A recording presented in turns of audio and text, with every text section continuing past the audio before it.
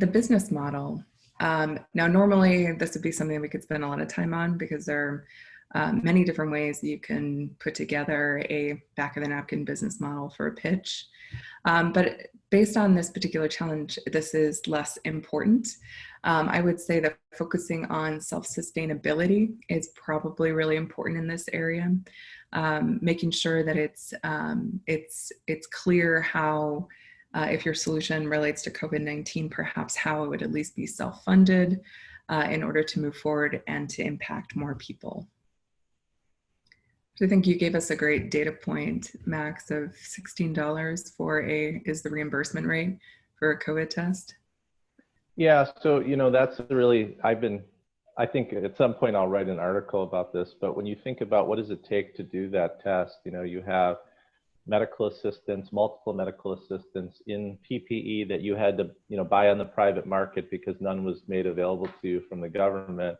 You had to go out and source swabs and testing equipment because again, none of that was available and you had to compete for it on the free market. You had to have a procurement officer that went out and found many different supplies and ordered 5 different sets to get one to arrive. Then you had your nurse figuring out what combinations might work. So the cost to run that test is probably more on the order of $50 to $60. So sometimes you have to go back to your customer and say, here's the value. What does it cost for somebody to be hospitalized? What does it cost for somebody to spend 21 days on a ventilator? And should we be investing more in testing so that people aren't out there spreading, especially when they're feeling the quarantine fatigue they're feeling right now?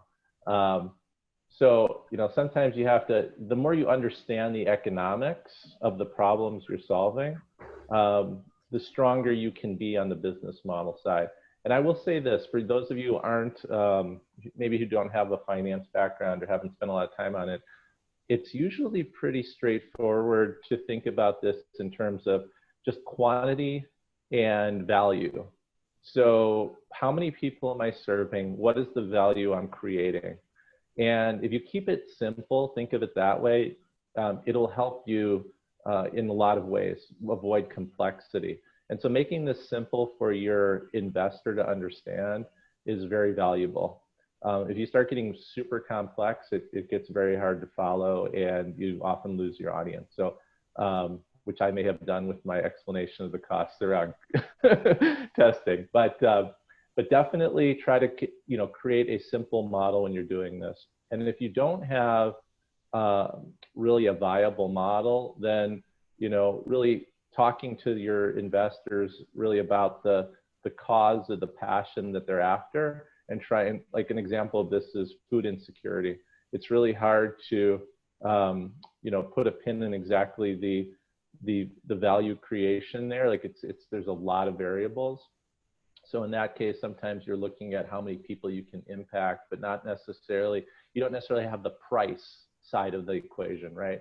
So it's tailored a lot to your audience and who you're trying to invest in you.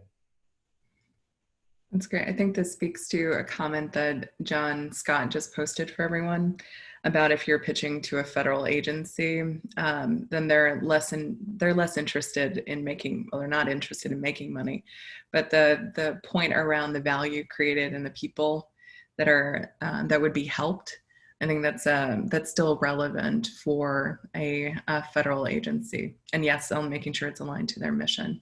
So that's a great call out. That government. Selling to government is a little different than selling to an investor, for example.